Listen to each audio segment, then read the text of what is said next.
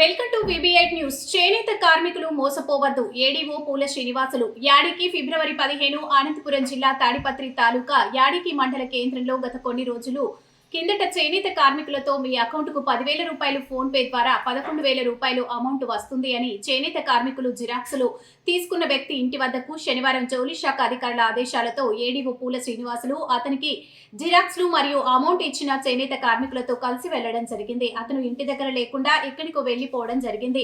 అతన్ని చరవాణి ద్వారా సంప్రదించి ఏడీఓ పూల శ్రీనివాసులు మాట్లాడడం జరిగింది. అతనితో మాట్లాడుతూ తీసుకున్న జిరాక్స్లన్నీ చేనేత కార్మికులకి వెనక్కి ఇచ్చేయాలని, వారితో వసూలు చేసిన 100 రూపాయలను కూడా వెనక్కి ఇవ్వాలని, లేకపోతే ప్రభుత్వ పరంగా చర్యలు తీసుకుంటామని, ఇక మీదట ఇటువంటి పథకాలు ఏవైనా వస్తే అఫీషియల్ గా మా చేనేత జౌళి శాఖ ఆఫీస్ నుంచి మీ ఊరికి వచ్చి మేమే చెబుతామని, ఇటువంటి అనధికార వ్యక్తులను నమ్మి ఎటువంటి జిరాక్స్ అందజేయవద్దని చేనేత కార్మికులకు తెలియజేశారు. అదేవిధంగా తెలియని వ్యక్తుల నుంచి డబ్బులు లాగడం అనే ఈ కార్యక్రమంలో చేనేత కార్మికులు ఆలూరు చంద్రశేఖర్ రెడ్డి, బడిగించల హేమంత్ కుమార్, బండారు హరికృష్ణ, చెన్న వెంకట సుబ్బయ్య, సిరివెల్ల హరికృష్ణ, కాసెట్టి శ్రీనివాసులు, బండారు లోకేష్, పబ్బ బాలకృష్ణ తదితరులు పాల్గొనడం జరిగింది. మాట్లాడు, నాకు వినిపిస్తుంది, మాట్లాడండి, మీరు కట్ చేయొద్దండి. అదే ఇంకా భవిష్యత్తులో ఎప్పుడూ అలాంటివి చేయొద్దు. చట్టపరమైన చర్యలు తీసుకోబడతాయి నువ్వు అట్లా చేస్తే.